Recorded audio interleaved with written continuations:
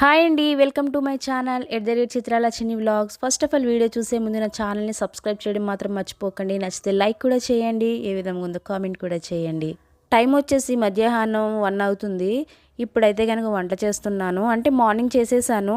Curry అయితే పప్పు వండేసాను, పప్పు బీరకాయ. అది బాక్స్లో, లంచ్ బాక్స్లో తీసుకెళ్ళిపోయారు పిల్లలు ఇంకా అత్తయ్య వాళ్ళు. ఇప్పుడు వచ్చేసి మళ్ళీ చికెన్ కర్రీ చేస్తున్నాను, ఫిష్ కర్రీ చేస్తున్నాను. తప్పకుండా చూడండి. రైస్ అయితే పెట్టేశాను. ఫస్ట్ రైస్ అయిపోతే ఒక పని అయిపోతుంది కదా అని చెప్పి రైస్ పెట్టేసి ఇంకా ఫైనల్గా అయితే అయిపోయింది. అది పక్కకు పెట్టేసుకుంటున్నాను. ఇప్పుడు ఒక పక్కనేమో చికెన్ కర్రీ చేసేస్తాను, ఇంకొక పక్కన వచ్చేసి ఫిష్ కర్రీ కూడా చేసేస్తాను. అట్లా ఆనియన్స్ అన్నీ కూడా కోసేసుకుని రెడీగా అయితే పెట్టేసుకున్నాను. ఇది వచ్చేసి ఫిష్ కర్రీ అనమాట. ముక్కలు అయితే ఒకదానికొకటి కలవకుండా ఉంటుంది కదా అని చెప్పి ఇటువంటి దాంట్లోనే ఫిష్ కర్రీ అయితే చేస్తూ ఉంటాను ఎక్కువగా. ఇంకొక పక్కన వచ్చేసి ముంత అయితే పెట్టాను చికెన్ కర్రీ చేద్దామని చెప్పి. ఆ ముంత కాగడానికి కడిగి పెట్టాను. కొంచెం వాటర్ అవ్వడానికి అదంతా కొంచెం టైం పడుతూ ఉంటుంది. ఈ వీడియో ఎక్కడ స్కిప్ చేయకుండా చూడండి. మధ్యలో వచ్చేసి చాలా విషయాలు నేనైతే మీతో షేర్ చేసుకున్నాను, వినండి. ఈ ఆయిల్ కాగిపోయినాక పచ్చిమిర్చి కరివేపాకు వేసి అయితే వేగనిచ్చేసుకున్నాను. ఈ ముంత వచ్చేసి ఇంకా చెమ్మగానే ఉంది, కనిపిస్తుంది చూడండి ఒకసారి. ఒక 2 days ముందు ఫిష్ తీసుకొచ్చారు, పెద్దదనమాట. బయట చేయించుకుని కొన్ని ముక్కలైతే అప్పుడు వండేసాము, ఇంకా కొన్ని పీసెస్ అయితే ఉంచేసాం అనమాట. ఇప్పుడు వండుతున్నాను, ఎందుకంటే మేము అందరం చికెన్ తింటాం ఇంట్లో. మా అత్తయ్య వచ్చేసి చికెన్ తినరు, ఫిష్ తింటారు. అందుకని చెప్పి అత్తయ్యకి ఫిష్, మేమేమో చికెన్ చేసుకుంటున్నాం. వీటిని అయితే శుభ్రంగా కడిగేసుకుని పక్కన పెట్టేసుకున్నాను. ఆనియన్స్ పచ్చిమిర్చి కూడా కోసేసాను కదా. ఇప్పుడైతే కనుక ఆయిల్ కాగిపోయింది. దీంట్లోని పచ్చిమిర్చి కరివేపాకు వేసేసుకుని ఫ్రై చేసేసుకుని ఆనియన్స్ కూడా వేసేసుకుంటాను. ఈ లోపు ముంత అయితే ఇంకా కాగుతూనే ఉందండి. అది బాగా హీట్ అవ్వాలి. కానీ ముంత అలా వేడైనప్పుడు కూడా వచ్చే స్మెల్ ఎంత బాగుంటుందో. మీలో ఎంతమందికి ఇష్టం? ముంత మండుతున్నప్పుడు వచ్చే స్మెల్ ఎంతమందికి ఇష్టమో తప్పకుండా కామెంట్ చేయండి. పిల్లలు స్కూల్కి వెళ్ళిపోయిన తర్వాత నాన్ వెజ్ అయితే వండుకుంటున్నాము. ఎందుకనంటే దానికి కూడా ఒక చిన్న రీజన్ ఉంది. మా పెద్ద పాపకు వచ్చేసి కొంచెం ఎలర్జీ వచ్చింది. దానికోసం ఇంకా ఆమెకి నాన్ వెజ్ అయితే పెట్టట్లేదు. అది కొంచెం ఎగ్ పెట్టినా కూడా కొంచెం ఎక్కువైతుంది అనమాట. అంటే 1 month అలా ఆపేద్దామని చెప్పి ఇప్పటికే 15 days అయింది. పాపం నాన్ వెజ్ తినక చాలా ఫీల్ అవుతుందని చెప్పి మొన్న ఫిష్ తెచ్చినప్పుడే ఫస్ట్ వండానని చెప్పాను కదా. అప్పుడైతే కనుక ఒక పీస్ అయితే పెట్టాను. అది పెట్టిన తర్వాత మళ్ళీ చిన్న చిన్నగా అయితే పేలుతుంది కదా ఒళ్ళు, చెమటకాయలు వస్తాయి కదా. చెమటకాయలు వచ్చినట్టుగా అయితే వచ్చినాయి. ఇంకా సర్లే అని చెప్పి మానేశాను. ఇంకా పాపం సాయంత్రము వచ్చినాక కూడా ఆమె నాకు పెట్టు చికెన్ అని కొంచెం బాధపడింది. కానీ ఏం చేస్తాం, కంట్రోల్ చేయాలి కదా. చిన్న పాప అయితే అన్నీ తింటుంది. విన్నీ అయితే తిందు ఏమీని. ఆమె ఎలాగంటే చికెన్ ఒక్కటే తింటుంది పాపం. ఇప్పుడు అది కూడా తినడానికి లేదు. ఫిష్ అయితే పెద్దదే తింటుంది, అది కూడా ఇప్పుడు తినడానికి లేదు కదా. ఇంకా మటన్ తినదు, ఒక రొయ్యలు తినదు, పీతలు తినదు, ఏది తినదు అసలు. ఎగ్ తింటుంది, పెద్ద ఫిష్ తింటుంది, చిన్న ఫిష్లు అయితే కూడా తిందు. ఇంకా ఆమెకి మార్నింగ్ పప్పు పెట్టాను, ఇంకా నైట్ కూడా పప్పే పెట్టాను. ముందొచ్చి కాగిపోయిందండి. ఇంకా దీంట్లో అయితే నేను ఆయిల్ పోసేసాను. ఇప్పుడు దీంట్లో కూడా మనం పచ్చిమిర్చి కరివేపాకు అవి వేసేసుకోవాలి. నేను దానికి దీనికి సపరేట్గా ఆ గరిటెలు కూడా వేరుగానే పెట్టుకున్నాను. ఎందుకనంటే మా అత్తయ్య చికెన్ తినరనమాట, ఫిష్ తింటారు కదా. అందుకనే అసలు దీన్ని కూడా కలపనివ్వరు. ఏది కూడా ఆ స్పూన్స్ కావచ్చు, దానిపైన పెట్టే మూత కావచ్చు, అన్నీ కూడా సపరేట్గానే ఉండాలి. అందుకని చెప్పి వండే అంతవరకు కూడా ఏది దేనిలో పెడుతున్నానని నేను అన్నీ చూసుకునేదే చేసుకుంటాను. ఇంకా ఆయిల్ అయితే కాగిపోయి వేసేసాను. సేమ్ ఇది కూడా అలానే చేస్తున్నాను అనమాట. ఎప్పుడు స్పెషల్గా చేస్తూ ఉంటాను చికెన్ అంటే జీడిపప్పు పేస్ట్ అని, లేకపోతే సన్ఫ్లవర్ సీడ్స్ ఆ పేస్ట్ అని అలా వేసి చేస్తూ ఉంటాను, లేకపోతే కొబ్బరి వేస్తూ ఉంటాను. కానీ ఈసారి ఏమీ చేయలేదు, నార్మల్గా చేద్దామని చెప్పి అయితే చేసేసాను. చికెన్ కర్రీ చాలా మంచిగా అయితే వచ్చింది. ఈ వ్లాగ్ వచ్చేసి థర్స్డే నేను షూట్ చేసింది. ఇంకా నెక్స్ట్ డేనే పోస్ట్ చేసేస్తున్నాను. మా విన్ని ఫుడ్ దగ్గర ఎంతలా ఉంటుందంటే ఎంత జాగ్రత్తగా తింటుందని చూసుకుని మరీ తింటూ ఉంటుంది. కానీ ఎందుకో ఆమెకే పాపము అలా వచ్చింది. అందుకైతే చాలా ఏడుస్తుంది. నాకే ఎందుకు వచ్చిందమ్మా ఇలాగని చెప్పి ఏడుస్తూ ఉంటుంది అప్పుడప్పుడు. పాలు కూడా ఇవ్వట్లేదు, ఒక పెరుగు కూడా పెట్టట్లేదు తనకి.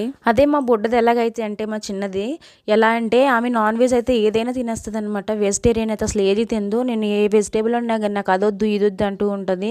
నాన్ వెజ్ అయితే ఏదైనా తినేస్తుంది. అది రొయ్య అయినా, పీత అయినా, చేప అయినా ఏదైనా సరే తినేస్తుంది. చికెన్ మటన్ కూడా తింటుంది ఆమె. అదే మా పెద్ద పాప అయితే వాటిలో వేరుతుంది. మా చిన్న పాప అయితే కనుక వెజిటేరియన్లో ఏరుతూ ఉంటుంది అనమాట. పన్నీర్ కూడా తిందు, పన్నీర్ కూడా పక్కకి ఏరి పడేస్తూ ఉంటుంది. అలా ఉంటుంది. వాళ్ళిద్దరితో చాలా బాధపడాలి. ఇదిగోండి, ఇది వచ్చేసి చికెన్ కర్రీకి అయితే ఆనియన్స్ అయితే ఉడికిపోతున్నాయి. ఇంకొక పక్కన ఫిష్ కర్రీకి ఆనియన్స్ కూడా ఉడికిపోతున్నాయి. ఇప్పుడైతే నేను ఫిష్ కర్రీలోకి ఉప్పు, కారం, పసుపు కూడా వేసేసుకుంటాను. చికెన్ కంటే ఫిష్ తొందరగా అయిపోతూ ఉంటుంది. ఎందుకంటే చికెన్ ఉడకబెట్టినంతలా మనం ఫిష్ ఉడకబెట్టాం కాబట్టి తొందరగా అయిపోతుంది ఫిష్. యాక్చువల్ చెప్పాలంటే నాన్ వెజ్ కర్రీలోకి ఎక్కువ కారం ఉండాలి, కానీ ఫిష్ కర్రీలోకి అన్నిట్లో ఉన్న దానికంటే ఎక్కువ ఉండాలన్నమాట ఫిష్ కర్రీలోకి కారము. అప్పుడే అది నీచు వాసన రాకుండా మంచిగా స్పైసీగా బాగుంటుంది టేస్ట్. ఆ పుల్లదనానికి ఆ కారానికి కూడా. నేనైతే కల్లుప్పు యూస్ చేస్తున్నాను ఫిష్ కర్రీలోకి. అలాగే పచ్చిమిర్చి కూడా ఫిష్ కర్రీలో ఎక్కువగానే వేసుకోవాలి, అప్పుడే టేస్ట్ ఉంటుంది. అల్లం వెల్లుల్లి పేస్ట్ వేసుకుంటారు.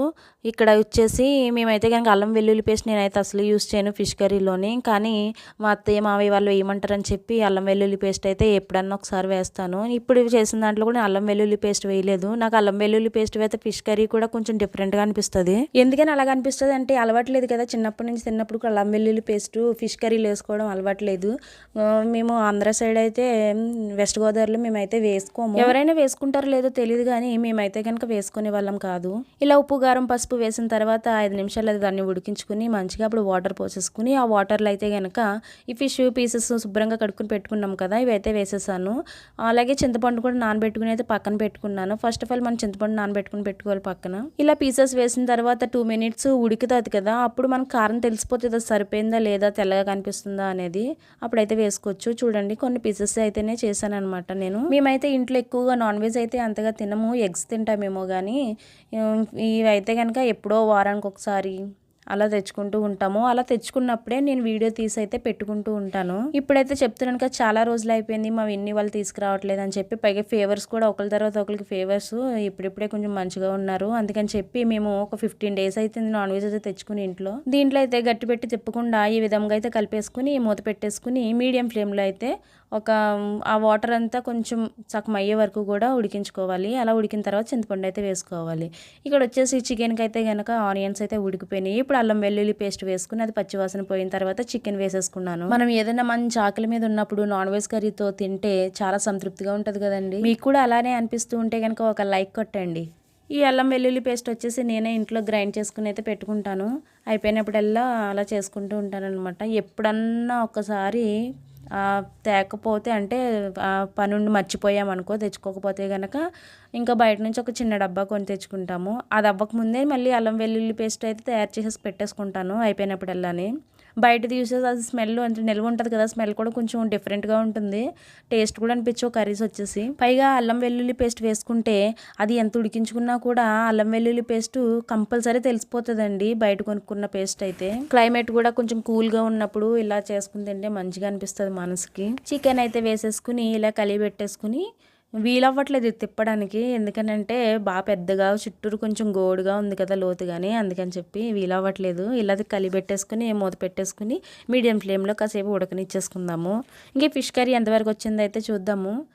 చూడండి సగం వాటర్ అయితే కనుక ఇంకిపోయినాయి. ఇప్పుడు చింతపండు బాగా మెత్తగా చేసేసుకుని ఆ గుజ్జుని అయితే దాంట్లో వేసేసుకోవాలి. చేపల కూరలో బెండకాయ ముక్కలు వేసుకుంటారు, చాలా బాగుంటుంది. ఇంకా అందులో మామిడికాయ ముక్కలు కూడా తెలిసిందే అందరికీ వేసుకుంటారని. పులప బదులు చింతపండు వేసుకుంటారు, మామిడికాయ ముక్కలు కూడా వేసుకుంటారు. ఇంకా వచ్చేసి మీకు డిఫరెంట్ కూడా చెప్తాను, మీకు ఎవరికైనా తెలిస్తే కనుక అది నాకు కూడా తెలుసు అని కామెంట్ అయితే చేయండి.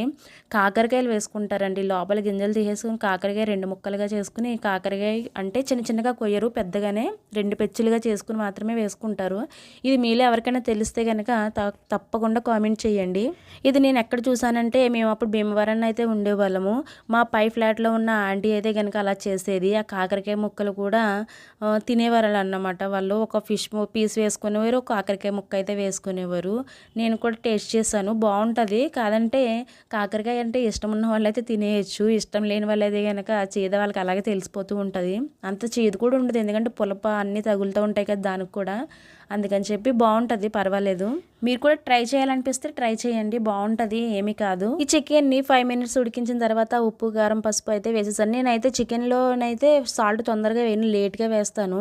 ఇప్పుడు కూడా కొంచెం లేట్గానే వేసాను, ఎందుకంటే చికెన్ పీస్ బ్రాయిలర్ అయినా సరే అది గట్టిపడిపోతుంది మెత్తన ముక్క అని చెప్పి నేనైతే తొందరగా సాల్ట్ వేయను, సాల్ట్ వల్లే గట్టిపడుతుంది అది. ఇలా కారం వేసిన తర్వాత 5 మినిట్స్ అయితే ఉడకనిచ్చుకుని వాటర్ అయితే పోసేసాను.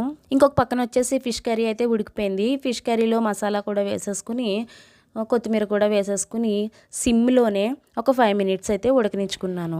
ఈ మసాలా వచ్చేసి నేనే ఇంట్లోనే తయారు చేసుకుంటానని చెప్పాను కదా, ఒకసారి వీడియో కూడా పెట్టాను, షార్ట్ వీడియోలో ఉంది నేను మసాలా ఏమేమి వేసి తయారు చేస్తాననేది. దానికి దీనికని ఏముండదు, అన్ని నాన్ వెజ్ కర్రీస్లోకి కూడా ఇదే మసాలా యూజ్ చేస్తాను నేను. ఈ మసాలా కూడా అన్నిటికీ యూజ్ అయ్యే విధంగానే తయారు చేసుకుంటాను, ఇంక్లూడింగ్ బిర్యానీకి కూడా ఇదే యూజ్ చేస్తాను నేను. ఇప్పుడైతే కొత్తిమీర పుదీనా కూడా ఒక గిన్నెలో వేసేసుకునేది పెట్టేసుకున్నాను, రెండు కలిపి ఒకసారి వేసేసాను. ఇంకా చికెన్ కర్రీలో కూడా కొంచెం అయితే ఉంచుకున్నాను. సిమ్లోనే 5-10 మినిట్స్ అయితే దీన్ని ఉడకనిచ్చుకుని తర్వాత ఆఫ్ చేసుకోవాలి. నైట్కి ప్రిపేర్ చేస్తున్నాను నేను ఈ ఫుడ్ వచ్చేసి, ఎందుకనంటే ఫిష్ కర్రీ అయితే చల్లారినాక నైట్ తింటే బాగుంటుంది కదా అన్నట్టు తొందరగా చేసేసుకున్నాను. పైగా పిల్లలు కూడా వస్తారు కదా, తొందరగా వంట అయిపోతే ఒక పని అయిపోతుంది అని చెప్పి నేనైతే తొందరగా వంట చేసేసుకున్నాను. వాళ్ళు వచ్చేసరికి వచ్చిన వెంటనే వాళ్ళకి ఇంకా స్నానాలు చేసేసి రైస్ అయితే తినిపించేస్తానని చెప్పాను కదా. ఇదైతే కుండలో నుంచి ఎంత ఆవిరొస్తుందో ఇంకా మొహం వెనక్కి పెట్టుకుని అయితే చేసుకున్నాను. ఎప్పుడైనా సరే గరిటెలు ఆ కుండల్లో ఉండినప్పుడు పొడవుగా ఉండాలి, అందుకని చెప్పి నేను పొడవది పెట్టుకున్నాను దానికి. ఇంకా చికెన్ కర్రీలో కూడా కొంచెం మసాలా వేసేసుకున్నాను. మసాలా వేసేసుకుని ఒక 5 మినిట్స్ ఆగిన తర్వాత కొత్తిమీర పుదీనా కూడా వేసేసుకున్నాను. నేను పులుసు లాగానే పెట్టాను చికెన్ కర్రీ వచ్చేసి, ఎందుకనంటే నైట్ అయితే చపాతీలు చేస్తాను, ఆ చపాతీల్లో కూడా కావాలి కదా అన్నట్టు పులుసుగానే పెట్టాను, దగ్గరగా అయితే ఉడకనివ్వలేదు. అదే ఈ కర్రీస్ మార్నింగ్ చేసేసాను అనుకో, ఆయనకి నైట్కి మళ్ళీ వేరే చేయాలి, ఎందుకంటే బాక్స్ తీసుకెళ్తారు కదా డ్యూటీకి, అందుకని చెప్పి నేను మధ్యాహ్నం స్టార్ట్ చేశాను, నైట్కి కూడా యూజ్ అవుతుంది కదా అన్నట్టు. ఇంకా నైట్కి కూడా ఆయన అయితే బాక్స్ తీసుకెళ్లారు చికెన్ కర్రీ చపాతీలు. పాపమ్మ విన్ని అయితే మేము తినేటప్పుడు అలాగే చూస్తుంది, నాకమ్మ చికెన్, నాకమ్మ ఫిష్ అంటని. కానీ ఏం చేస్తాం, పిల్లల కోసం కొంచెం కొన్ని పక్కకు పెట్టాలి కదా. ఫిష్ అయితే ఫైనల్గా రెడీ అయిపోయిందండి, చూడండి చక్కగా కనిపిస్తుంది కదా చూస్తుంటే. ఇప్పుడు ఈ చికెన్ సంగతి చూడాలన్నమాట. చికెన్ కూడా కొంచెం దగ్గర పడిపోయినట్టే, దీంట్లో కూడా కొత్తిమీర పుదీనా వేసేసుకుని మనం ఒక 5 మినిట్స్ ఉడకనిచ్చుకుంటే సరిపోతుంది. సాల్ట్ అయితే చూశాను ఇంకా కొంచెం తక్కువైందని చెప్పి మళ్ళీ సాల్ట్ కూడా వేశాను. గ్రేవీ మంచిగానే ఉంది కానీ లోపల పీస్కి వచ్చేసి కొంచెం చప్పచప్పగా ఉందన్నమాట, అందుకని చెప్పి 5 మినిట్స్ అయితే సాల్ట్ వేసి ఉడకపెట్టాను. ఈ కుండలో ఉడికిపోయిన తర్వాత మనం అయిపోయిందని చెప్పి ఆఫ్ చేసేస్తాం కదా, ఆఫ్ చేసేసిన ఒక 10 మినిట్స్ వరకు కూడా లోపల కుతుకుతుమంటూ ఉడుకుతూ ఉంటుంది. ఇంకా ఎందుకంటే ఆ కుండకున్న వేడి అలా ఉడుకుతూ ఉంటుంది అనమాట, అబ్జర్వ్ చేయండి మీరు ఎప్పుడైనా సరే. అదే స్టీలు అల్యూమినియం పాత్రలు అయితే అప్పటికప్పుడే మనం స్టవ్ ఆఫ్ చేసిన వెంటనే అవి ఆగిపోతాయి కదా ఉడకడం, కుండ అయితే అలా ఉడకడం ఆగదు, అది ఉడుకుతూనే ఉంటుంది ఒక 10-5 మినిట్స్ వరకు.